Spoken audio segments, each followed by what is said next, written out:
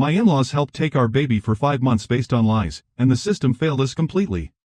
I'm a 26-year-old first-time mom, married to my 25-year-old husband first-time dad, and we have a 17-month-old son. When he was just 8 months old, our entire life flipped upside down. My father-in-law made false claims to DCFS saying we weren't feeding our baby, that we left him crying in his crib all day, and that I was using hard drugs. None of it was true.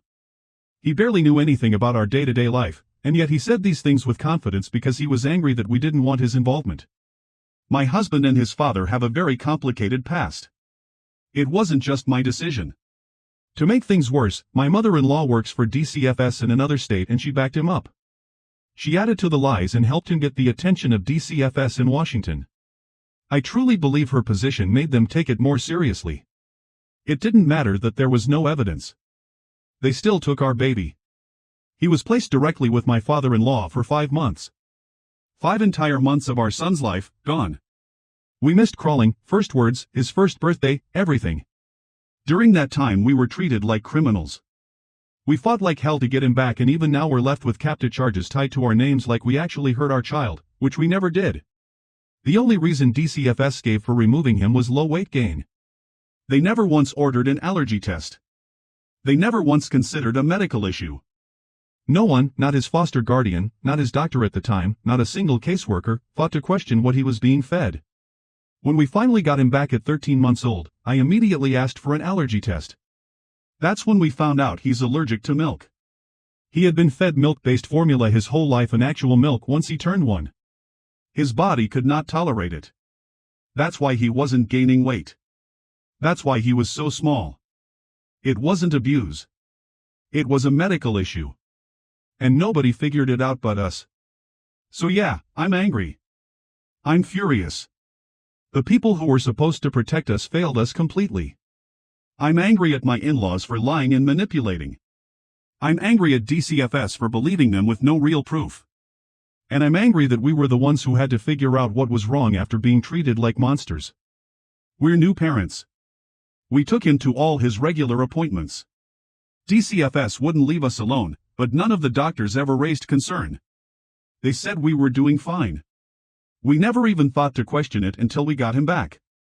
Now my husband's family acts like we're being dramatic for cutting them off. Like we're just holding a grudge and being emotional. But how are we supposed to move on from this? With these charges still on our names, we are literally moving across the country just to escape what happened here. And DCFS never even said sorry. The charges just stick like nothing ever changed. Even after the allergy test proved everything. I don't even care if anyone says anything. I just had to say it out loud. I will never forgive them. And I will never forget. Thanks for reading if you got this far. Let me analyze this story for you. This story is a harrowing and deeply emotional account of a young family torn apart by betrayal, institutional failure, and the horrifying consequences of unchecked power within the child welfare system. At its core, it's not just a story about a misdiagnosed allergy or a custody dispute, it's about how easily the system can be manipulated, how slowly it moves to self-correct, and how profoundly damaging that failure can be to the innocent. The narrator, a 26-year-old first-time mother, and her 25-year-old husband found themselves at the epicenter of a nightmare when their 8-month-old son was forcibly removed from their home due to false allegations made by the husband's own father. These weren't vague concerns or misunderstandings. They were calculated lies, accusations of neglect, hard drug use, and emotional cruelty. The betrayal stings even deeper when we learn that the father-in-law's partner, the narrator's mother-in-law, works for DCFS in another state and used her professional position to validate those lies. That detail isn't just chilling, it's infuriating. It reveals how the very institutions meant to protect children can be weaponized by insiders for personal gain or vengeance. From there, the story becomes a tragedy of lost time. Their baby was placed with the very person who made the false report. 5 months, nearly a third of their child's life at that point, passed without them. The trauma is hard to overstate. First words, first birthday, milestones most parents cling to as treasures were stripped from them without a legitimate cause. And all the while, they were treated like criminals, burdened with CAPTA, Child Abuse Prevention and Treatment Act, charges that suggest abuse or endangerment, even as no concrete evidence of mistreatment emerged. The most heartbreaking part of the story, and the sharpest indictment of the system, comes later. After they regained custody at 13 months, it took the parents themselves, not the state, not the doctors, not the foster guardian, to push for an allergy test. And there it was, a milk allergy. Something treatable. Something diagnosable. Something that, if checked for early, could have spared this entire tragedy. The low weight gain that DCFS cited as grounds for removal was a medical issue, not a parental failure. But no one in a position of authority cared to look past the surface. They accepted the narrative of harm without questioning the biology of a child who wasn't thriving because his body was rejecting the very food they were giving him. This sequence of events exposes a grim truth: the system failed not just because it made a mistake, but because it refused to seek alternative explanations. It allowed personal vendettas and institutional laziness to override fairness and due process.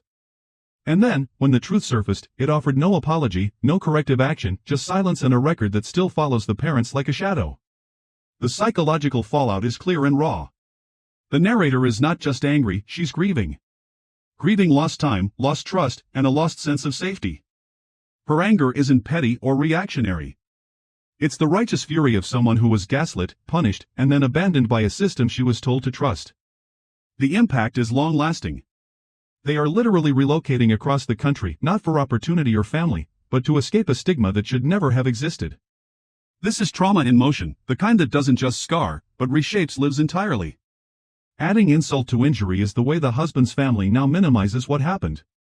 They accused the couple of holding a grudge, suggesting that emotional abuse, legal persecution, and the loss of their child for months is something they should just get over. This kind of gaslighting, reframing justified anger as immaturity, is often how abusers and enablers avoid accountability. It's not only dismissive, it's psychologically damaging. It reinforces the narrative that the parents were overreacting, when in fact they were navigating the aftermath of a system-backed betrayal. At its heart, this story is a case study in how personal manipulation can collide with systemic failure, creating a perfect storm where the innocent suffer, the guilty go unchecked, and healing comes only from within. The narrator never asks for pity, just acknowledgement. Just a space to be heard, to declare that something profoundly wrong was done to them, and that they will never forget it. And they shouldn't. Because forgetting would mean letting a broken system off the hook, and letting those who weaponized it walk away blameless. This story echoes louder than its specific circumstances. It speaks for countless other families who have been pulled into the machinery of child protective services on weak or false pretenses, families who are often too scared or too silenced to share what happened. In telling her story, this mother not only processes her own pain, she shines a light on the very real flaws in how institutions investigate, act, and repair. And that makes it not just personal, but powerful.